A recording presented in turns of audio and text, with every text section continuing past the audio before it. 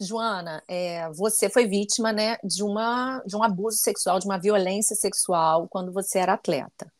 Como é que você, quando você está com crianças, enfim, quando você tem que contar o que você vivenciou, como é que você mostra os sinais, os alertas, para que quem hoje está vivendo uma situação dessa, né, um adolescente, uma criança ali da base, possa identificar isso também, né? Como é que é isso? Então, trazendo um pouco da minha história, né? Eu comecei a nadar aos 3 anos de idade e eu senti uma curiosidade muito grande porque eu me senti pertencente àquele ambiente. Acho que foi tudo que eu tinha feito até então ali, né? Quando eu comecei a nadar, eu sempre fui muito mediana em tudo. Na escola eu passava por média, mas eu não era tipo a melhor da turma.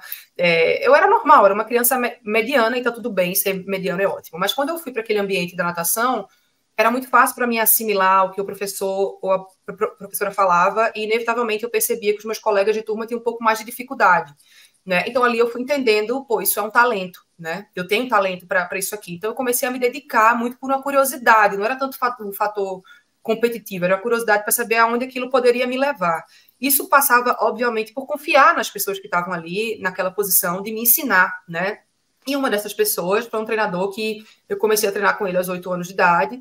E nesse ano ele fez de tudo para me tornar dependente dele mesmo, né? A ponto de eu, no final do ano, para onde ele foi demitido, eu quis ir atrás dele, né? Eu quis, porque na minha cabeça, para eu chegar, eu precisava dele. Até então não tinha tido nenhum toque nem nada. E aí passaram-se 6 meses dessa relação muito próxima das duas famílias e ele tendo aquele espaço de praticamente um guru, né? Essas violações começaram a acontecer dentro da piscina, na casa da esposa, enfim. E eu, aos 9 anos, eu não entendia muito bem o que era aquilo. Era uma coisa que me incomodava definitivamente, mas eu me perguntava se eu tinha colocado o maiô muito cavado e passava tudo isso pela cabeça da menina de 9 anos. Será que eu coloquei o meu maiô muito cavado e passei a impressão de que ele poderia fazer Uhum. isso, logo a culpa é minha? Será que ele está fazendo isso porque ele quer me ensinar alguma coisa? Será que isso é normal? Eu quero falar, mas eu não sei como falar porque eu morro de vergonha. Então, assim, todas essas confusões mentais que uma criança passa, né? E eu silenciei aquilo e continuei a minha vida por muitos anos, mas é impossível você calar ou o teu corpo não lembrar. O corpo deixa marcas, né? E foram várias marcas ao longo desses anos, até que isso explodiu quando eu voltei do meu primeiro Jogos Olímpicos. Todas as memórias, né? Até eu entender que eu tinha sido de fato estuprada, né? Que eu tinha retraído alguma dessas memórias. E aquilo praticamente acabou comigo, né? Eu cheguei a tentar tirar a minha própria vida nesse processo, não porque eu queria acabar com a minha vida, mas porque conviver no meu corpo com as memórias e com a dor daquilo era algo insuportável para mim, né? E eu tinha duas escolhas ali. Ou eu parava de nadar, né? E eu já era finalista olímpica, parei de nadar, vou fazer outra coisa da minha vida.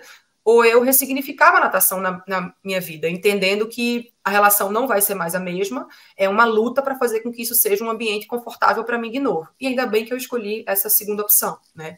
A partir daí, aos olhos de terceiros, passou a ser uma carreira de altos e baixos, mas para mim foi uma carreira de muita coragem, né? Você ter crise de pânico antes do Pan-Americano de 2011, em que eu quase ganhei da recordista mundial por 6 centésimos, eu tive uma crise de pânico no balizamento. Eu ia escapar a prova propositalmente, porque eu não estava conseguindo fugir daquela crise de pânico. E eu contornei aquela crise de pânico, eu subi no bloco, eu nadei no Campeonato Pan-Americano, eu quase ganhei da recordista mundial. Isso é imenso. Ainda que falem que medalha de Pan-Americano é pouca coisa, isso é gigante. Ninguém vai tirar isso de mim, entendeu? Então eu fui entendendo as minhas grandezas e como que abraçar a minha vulnerabilidade era a minha maior grandeza e trazer justiça para outras histórias era uma forma de trazer justiça para a minha própria história. Então eu falo muito sobre consentimento, eu falo muito sobre a importância da gente deixar muito claro o que é que pode, o que é que não pode fazer, né? Eu falo muito com crianças de que se algum toque, se alguma fala te incomodou, você tem direito de dizer não. Você não questiona, você vai conversar com alguma pessoa que você confia, né? E aí os pais têm um papel muito importante, a escola tem um papel muito importante, e o esporte também pode ser um lugar muito importante quando essa violência acontece dentro de casa, Uhum. né? Então, não é para criminalizar o esporte, é entender que acontece nele, mas ele também pode ser um lugar seguro, ele pode ser um esporte seguro, né? Então, essa é a razão da minha vida, né? Eu trabalho muito com prevenção, mas eu trabalho muito com suporte também, dar suporte para a vítima, porque prevenir é olhar para o futuro, né?